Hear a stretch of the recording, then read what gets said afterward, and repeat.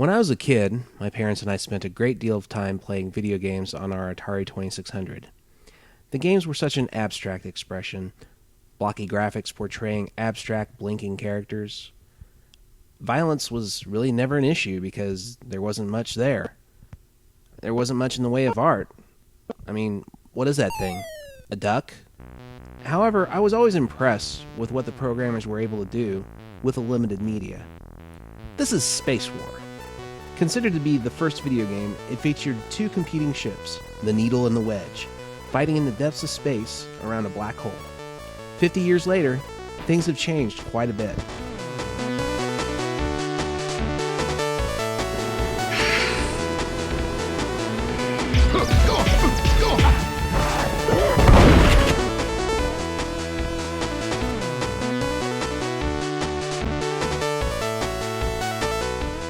For the past decade or so, cities, municipalities, states have tried to regulate video games on the theory that its content, particularly its violent content, sometimes it's sexual content, sometimes it's offensive content, is harmful either to the public generally or to minors in particular.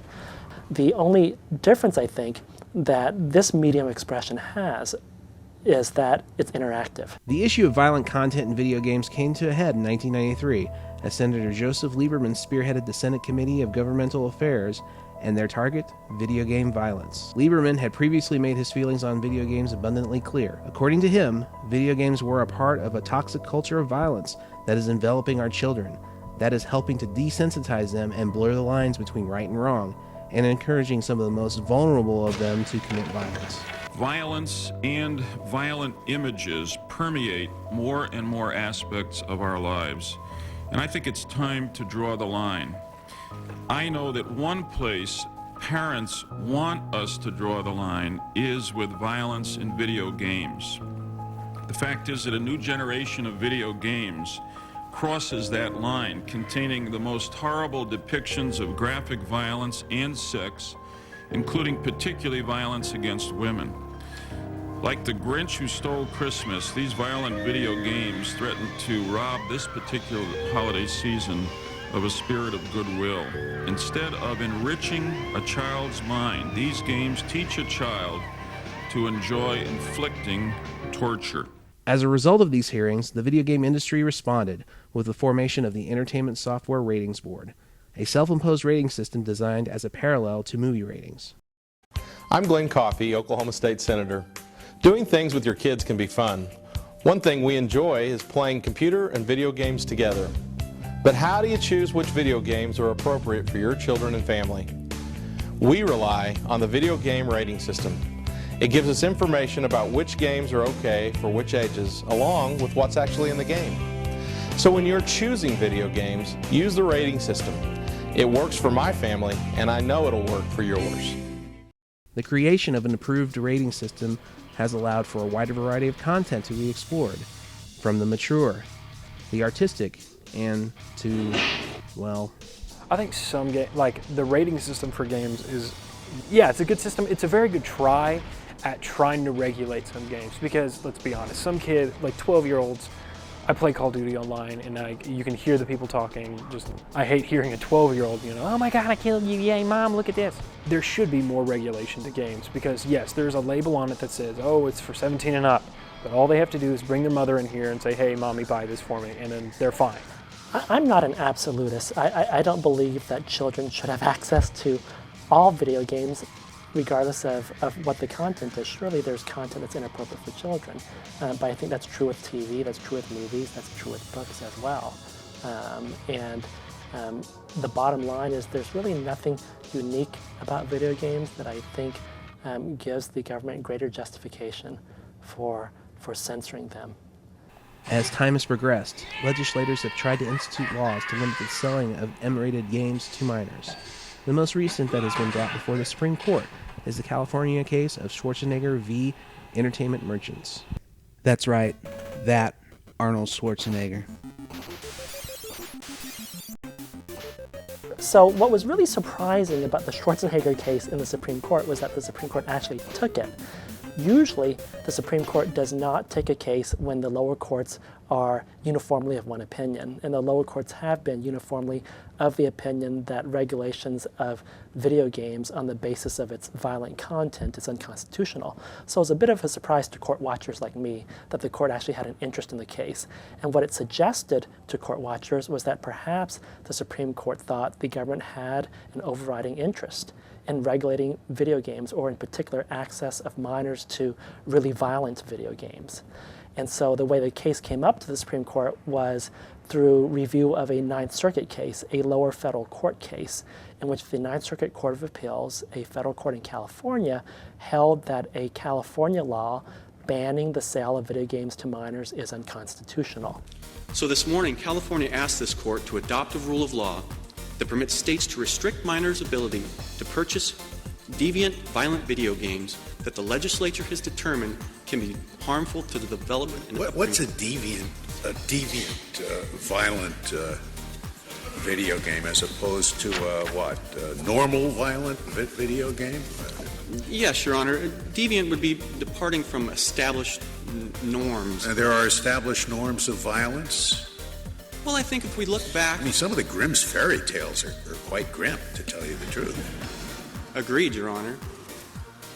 But the level of violence... Are they okay? You going to ban them too? Not at all, Your Honor. What's the difference?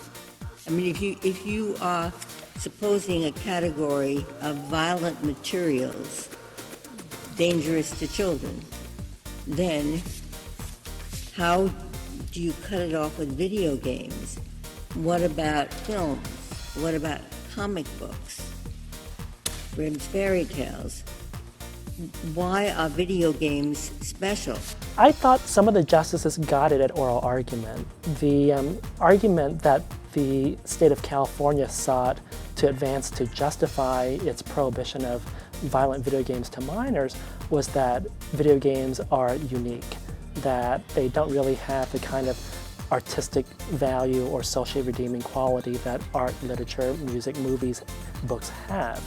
And I think the justices rightly focused on the fact that video games are a medium of expression that is capable of being either highbrow or lowbrow or no-brow, just like any other medium of expression. Scalia's argument of the Grimm fairy tales puts a succinct argument to this idea that games, like books, music, and movies, are a form of artistic expression, which brings up an interesting argument.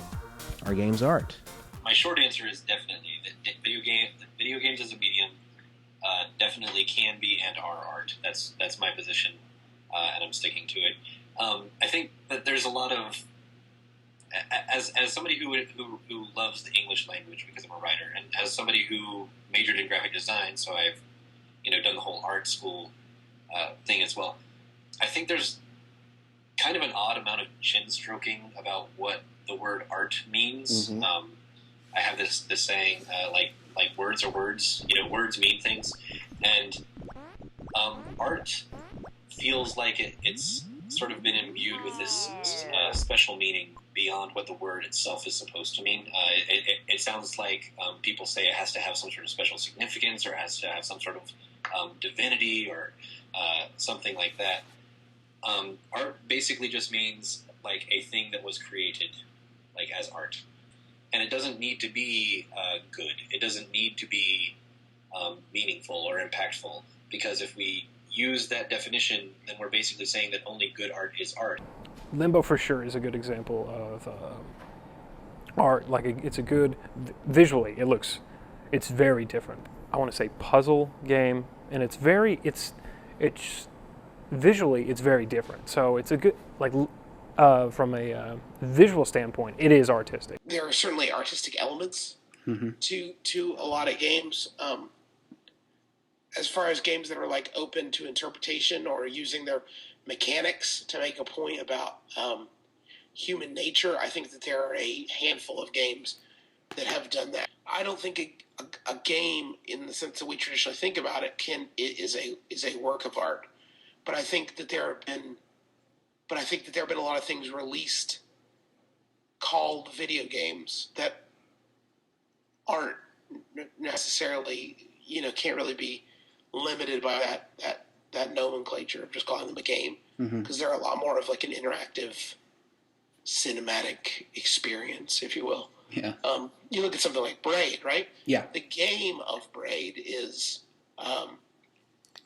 about platforming and avoiding being killed by things and solving puzzles. The game, that is the game part of Braid. Right. There are a lot of other things that Braid is doing from an artistic and literary perspective that are open to interpretation, that are emotionally effective, that I think you can absolutely qualify them as art. Are games art? I think under certain circumstances, they have the ability to convey artistic expression on par with that of other forms of expression. Quite frankly, there's also a bunch of crap out there. I kind of know the scenes that I don't want them to watch because I've read the reviews, and so I know when to turn off the machine. But quite frankly, I think that the Disney Channel can be more harmful than some of the video games, because the really good games, I think at their core, have pretty solid moral values. They teach, I think, pretty good moral lessons. Some games are art. Some movies aren't art. You know, some movies are just, they're flicks, you know? They're cash grabs, yeah. Yeah, exactly. They're spectacles, whatever you want to call it, blockbusters, whatever. Right. But I think the same idea applies to games. I think the justices recognize that allowing California to restrict content that's violent in video games to be sold to minors would have implications beyond the medium of video games, would then allow the state to argue that books, that movies, that other forms of expression that contain violence should be restricted as well, at least with respect to children. And that's really a slippery slope that I think the court is unwilling to go down, because after all, for better or for worse, human history is a history that's replete with violence.